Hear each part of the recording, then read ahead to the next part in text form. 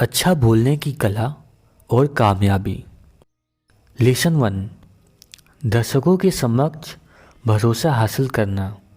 दर्शकों के सम्मुख अक्सर एक असाधारण उत्तेजना का अनुभव होता है।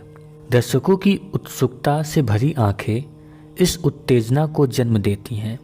दर्शकों की आंखों में आंखें मिलाने पर यह उत्तेजना और प्रखर हो जाती है। अधिकतर वक्ता इस अनजाने लेकिन वास्तविक माहौल में फैली महसूस की जाने वाली क्षणिक एवं बयान न की जा सकने वाली सिहरन से उत्तेजित होते रहते हैं। अधिकतर लेखक यह भी मानते हैं कि वक्ता की आंखें दर्शकों को आकर्षित करने का भी काम करती हैं। यह एक ऐसा प्रभाव है जो मौजूदा चर्चा में शामिल चित्रण के विपरीत है। वक्ता पर दर्शकों की गड़ी आंखों का प्रभाव केवल शुरुआती दौर में पड़ता है। जैसे ही वाक्य फूटता है तो सौंदर्य प्रकाशित होता है। दर्शकों की आंखों में छुपा भय हटने लगता है। विलियम स्पिटेंजर। तात्कालिक भाषण। सार्वजनिक तौर पर बोलने का प्रशिक्षण ले रहे छात्र अक्सर पूछते हैं कि दर्शकों के समक्ष व्याकुलता और भय की भावना पर कैसे काबू पाया जाए। रेलगाड़ी से सफ़र करते समय आपने कभी पास के मैदानों में घास चर रहे उन घोड़ों की तरफ ध्यान दिया है जो रेलगाड़ी की घड़घड़ाहट के बावजूद एक बार भी सिर उठाकर नहीं देखते, जबकि थोड़ी दूर पर स्थित स्टेशन के पास से जब रेलगाड़ी गुजरती है तो किसान की पत्नी डरे हुए घोड़ों को संभालने में जुटी नजर आती है। गाड़ियों की आवाज़ से डरने वाले घोड़े का भय दूर करने का क्या उपाय है? क्या उसे ऐसे दूर दराज इलाके में चराया जाए जहां मोटर गाड़ियां ना आती हों, या उसे ऐसी जगह पर अक्सर ले जाना चाहिए जहां आमतौर घड़घड़ाहट सुनने को मिलती हो? इस उदाहरण के जरिए अपने भीतर छुपे व्याकुलता और भय को दूर करो। दर्शकों का बार बार सामना करने से हिचकिचाहट दूर हो जाती है। किसी लेखक को पढ़कर मंच के भय से मुक्त होना संभव नहीं है। पुस्तक के जरिए पानी में बर्ताव करने के उत्तम सुझाव तो मिल सकता है, लेकिन तैराकी सीखने के लिए पानी में छलांग लगानी ही पड़ती है। हालांकि आजकल कई ऐसी तैराकी की पोशाकें मौजूद हैं जिनको पहनकर समुद्र के किनारे भी गीले हुए बिना मौज मस्ती की जा सकती है, लेकिन इन पोशाकों को पहनकर तैरना नहीं सीखा जा सकता। तैराकी सीखने के लिए पानी में कूदना ही एकमात्र रास्ता है। भाषण से पहले अभ्यास और केवल अभ्यास के जरिए ही दर्शकों के समक्ष पैदा होने वाले भय से मुक्त हुआ जा सकता है। जैसे तैराकी में विश्वास जमाने के लिए अभ्यास अति महत्वपूर्ण है, उसी प्रकार बोलने के जरिए ही भूलने का पाठ सीखा जा सकता है। यदि शुरुआती दौर में मंच से भय लगता है तो इससे निराश नहीं होना चाहिए। निपुण से निपुण वक्ता कुछ अनजाने कारणों की वजह से आज तक मंच में भय से नहीं उबर पाया है। विषय में पूर्णता तल्लीन हो जाओ। हेडिंग 3। घोड़े के खुरों में नाल ठोकते वक्त कई बार लोहार घोड़े के नथनों में कसी नकेल को कस देता है। इस तरह घोड़े का ध्यान नाल ठोकने की प्रक्रिया से हट जाता है। गिलास में मौजूद हवा निकालने के लिए उसमें पानी भरना पड़ता है। भाषण देते वक्त लोहार के घरेलू नुस्खे का पालन करना चाहिए। यदि आप भाषण से संबंधित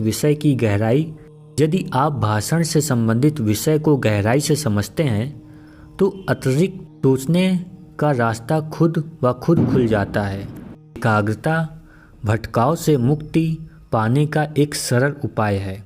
मंच पर पहुंचने के बाद अपने कोट में मौजूद छेद के बारे में सोचना व्यर्थ है। मंच पर केवल अपने भाषण पर ध्यान एकाग्र करना चाहिए। दिमाग में केवल भाषण से संबंधित सामग्री का विचार होना चाहिए। जैसा पानी भरकर गिलास से हवा को बाहर निकाला जा सकता है, उसी प्रकार विचारों के माध्यम से उत्तेजना और भय से भी छुटकारा पाया जा सकता है।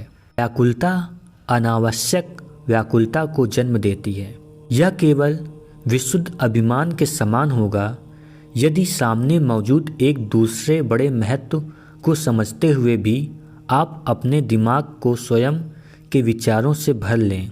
व्याकुलता अनावश्यक व्याकुलता को जन्म देती है। यह केवल विशुद्ध अभिमान के समान होगा यदि सामने मौजूद एक दूसरे बड़े महत्व को समझते हुए भी आप अपने दिमाग को स्वयं के विचारों से भर लें।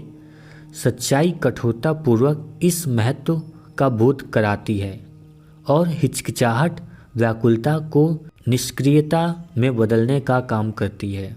यदि रंगमंच में आग लग जाए तो आप तेजी से मंच के ऊपर पहुंचकर दर्शकों को बाहर निकलने की राह दिखा सकते हैं। दरअसल ऐसे मौक़ों पर कार्य का महत्व जहन में मौजूद भयभीत विचार को बाहर निकाल फेंकता है।